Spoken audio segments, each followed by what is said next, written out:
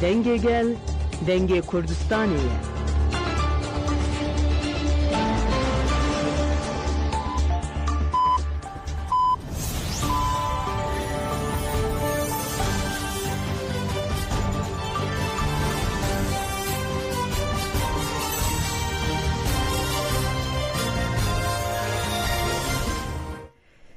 شنوندگان چنان رادیو دنگ گلدن باش کدارین هجا ایرو 8 چلی 2025 چهارشنبه بروکسل ساعت 8 آمده ده امنو چین سریز به پیشکش بکندن دم آزادی ربرا پویه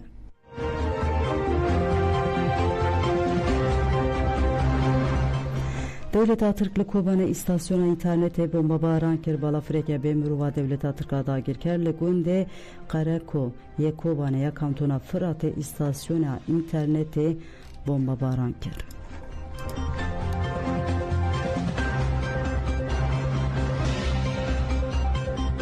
قصده لبنده و تشرین بالافرا بایرکتار تبددو خسواره لگوری آقایان کوچ افغانی جهر میدانه شهروان قصده لهرما بنده و تشرینه یا باشروی کوبانه بالافرا به مروف یا بایرکتار آب جوره تبددو آدولتا ترکا داگیر کر خسته خواره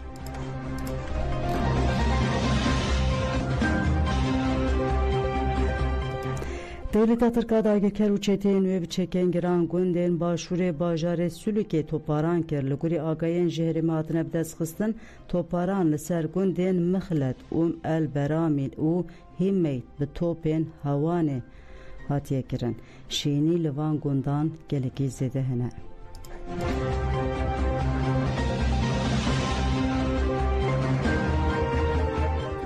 رتل تمره وسایت که لشکری و تانگه که دولت ترکا داگیر کر و چته نوی هات روخاندن یکینی شهید هارون انتیبت اپراسیون که هوایی پیکانی اپراسیون هوایی لگوندوار تل تمره چه بود و اپراسیون ده وسایت که لشکری و تانگه که دولت ترکا داگیر کر و چته نوی به تمامی هات روخاندن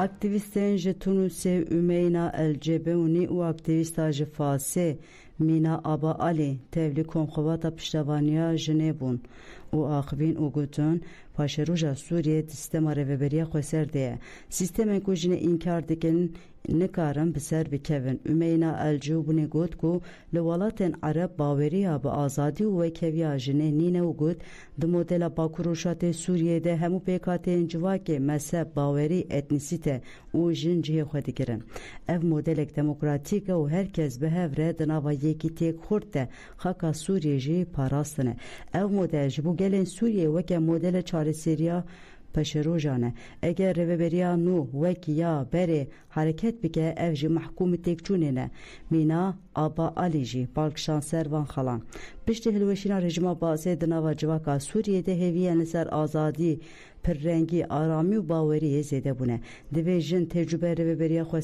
خوصر اساس بگیرن و مافین خواه روبریا نو بدن قبول گیرن اف جی به تگوشین کفار یا ریخستن گیری دکاره بگوره مینا آبا علی بالکشان سر مدل روبریا خوصر یا باکروشات سوریه گود دوی جن سوریه و مدل اساس بگیرن و دعوا کرن سوریه نو یا دموکراتیک ده پیشنگی بکن ده سورا بگین یا دموکراتیک ده جما فین خواه بیسوگر بکن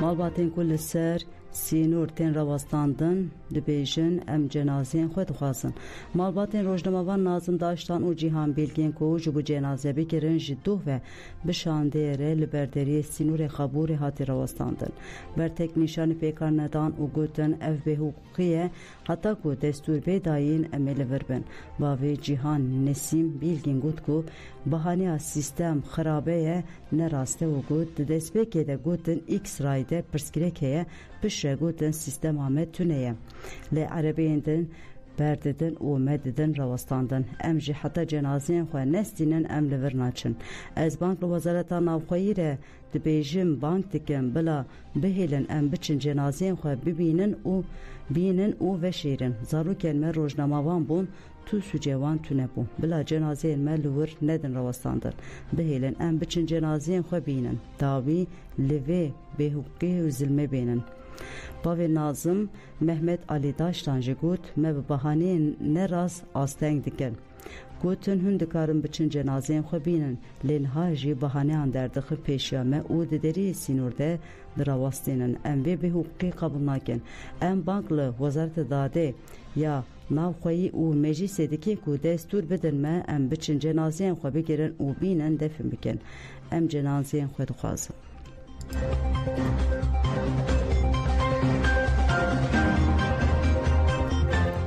Li Erdişa Wanê sê rojnameger hatin minçavkirin. Li navçeya Wanê Erdişê polîsê dewleta Tirkiya dagir kir sê rojnameger kirin minçavan de.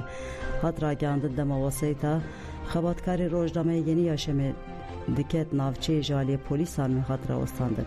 Piştî kontrolkirina nasnameyan xebatkarê Yeni Yaşamê Şakir Karadaş û xebatkarê ajansa Welayet Hülya Taş û Rohat Bulut hatin minçavkirin. Hat zanîn ku rojnameger ji bo îfadeyê birin Müdüriyeta Polîsan a Erdîşê. Sedema binçavkiran rojnamegeran nehat zanîn.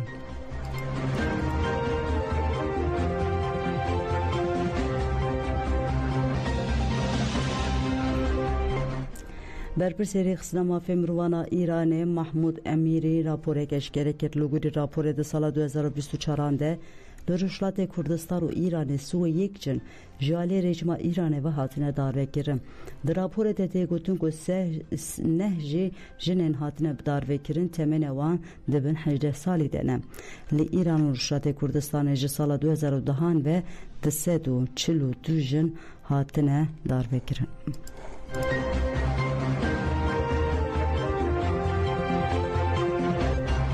Êrişên hêzên Îranê yên li ser Kolber bên haber dewam dike. Li gorî nûçeya Kolber newsê hêzên Îranê li bajarê Seqis êrişî komê Kolberan kir.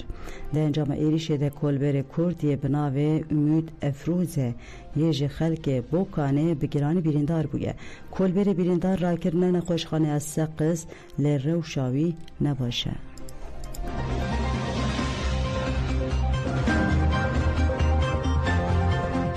Cenazeyê Endamê Keneke Yıldırım li Wîsbanê hate birêkirin. Endamê Keneke Hasan Hüseyin Yıldırım di 24 Kanûna 2024 de jiyana xwe ji dest da. Di dudêçile 2025 de li Almanya bajarê Wîsband bi merasîmekê hat birêkirin.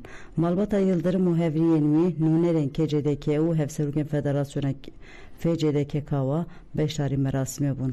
Hasan Hüseyin Yıldırım di dehê îlona 1951 de li gundê Persû yê navçeya Puturge ya Meletiyê ji dayîk bû.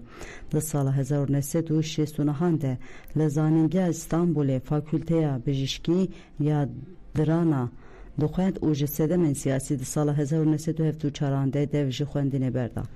Di sala 1976 de yek ji damezrînên rêxistina Kawa bû.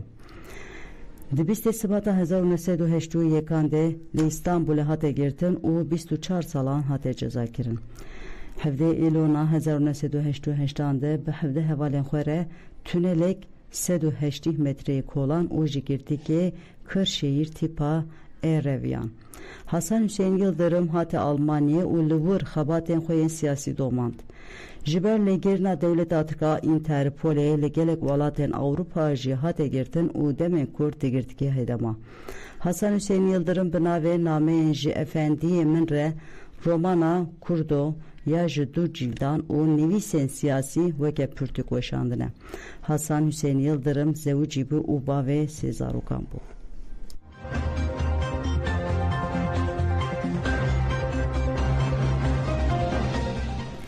Devletên Yekbûyên Amerîka û Yekîtiya Ewropa wê ji bo Sûriyê bicivin. Li gorî Wezareta Derve ya İtalyayê Anton Tajan ji bo nirxandina rewşa piştî rûxandina rejima Esad daxwaza civînê kiriye. Hükümeta demkiya Sûriyê û zehmetiyên ku bi rêzîkbûna Kongreya Diyaloga Niştimanî re derketine holê amadekirina destûreke bingehîn anû û vejandina aboriya Sûriyeyê ve rojevên serekeyên civînê bin.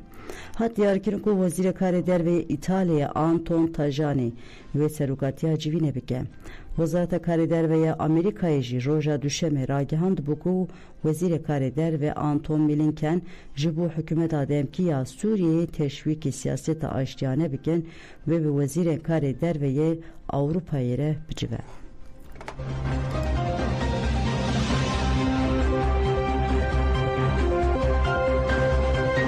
Telegodan hemen Çin servisi ve peşkeşkirin ana hatırı ve baş.